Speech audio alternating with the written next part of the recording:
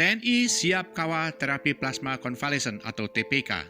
Mafia Alkes mau ganggu TPK? Hadapi TNI. Angin berhembus dengan luar biasa ke Indonesia.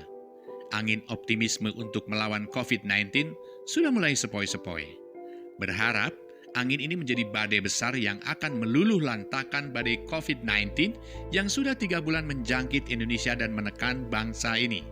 Setelah bergulat dengan luar biasa melawan para bandit-bandit penista terapi plasma konvalesen atau TPK, berikut antek-anteknya yang maunya COVID-19 lebih lama berada di Indonesia, akhirnya TNI pun turun tangan.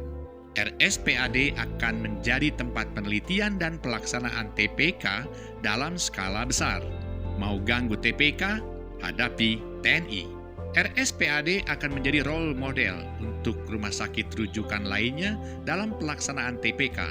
Sebelumnya kita akan bahas sedikit tentang terapi plasma konvalesen. Selagi vaksin belum ditemukan, maka satu cara yang paling menjanjikan adalah mengambil plasma darah dari orang yang sempat terkena COVID-19 tetapi sudah negatif untuk didonorkan kepada pasien yang sedang berjuang. Peperangan ini sungguh nyata, namun tetap sangat tidak kasat mata. Tapi tetap saja TNI lah yang akan menjadi garda terdepan dalam melawan bencana yang ada di Indonesia ini. TNI harus mengawal dan menjalankan tugas agar Indonesia selamat dari badai COVID-19. Berawal dari inisiatif Dr. Teresia Monica Raharjo, terapi plasma konvalesen menjadi terkenal di seluruh bangsa ini. Bahkan menurut pengakuannya kemungkinan besar protap terapi plasma konvalesen lahir di dunia lewat tim yang dibentuk oleh beliau atas izin Presiden Jokowi. Mantap bukan? Berbekal pengetahuannya di dalam molecular biology, dokter yang merupakan spesialis anestesia yang juga merupakan konsultan intensive care atau KIC yang memiliki gelar Master Science ini, protap nasional sudah diberikan kepada Joko Widodo untuk dieksekusi secara massal. Tekadnya untuk terus mencintai Indonesia tidak lekang oleh waktu. Namun menurut beberapa informasi yang kami dapatkan ada saja bandit-bandit yang tidak ingin COVID-19 segera reda. Mereka masih berkutat untuk membeli barang-barang mahal dan berpotensi untuk menimbulkan abrasi APBN dan APBD. Mereka ingin negara ini miskin. Kita semua sudah tahulah, tak usah disebutkan di sini. Maka dalam keadaan melawan COVID-19 ini, memang butuh TNI yang menjadi garda terdepan melawan ancaman semacam ini. Mengerti kan? Dengan adanya kesepakatan pelaksanaan terapi plasma konvalesen lewat jalur RSPAD, maka hal ini akan bisa membuat bandit-bandit yang disebut Erick Thohir sebagai mafia Alkes itu kering kerontang.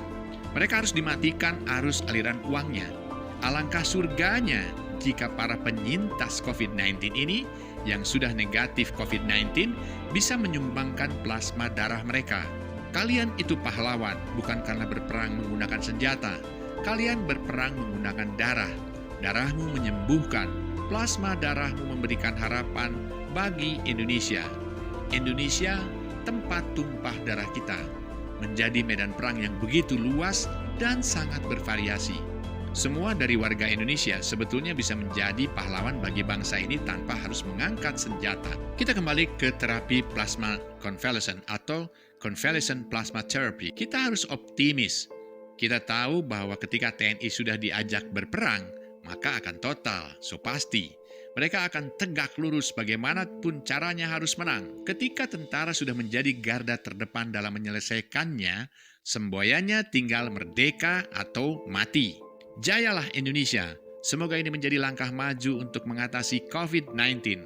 Bandit-bandit itu harus pergi dari lingkaran dalam pengambilan keputusan. Gak ada cerita TPK baru bisa dilaksanakan beberapa minggu lagi.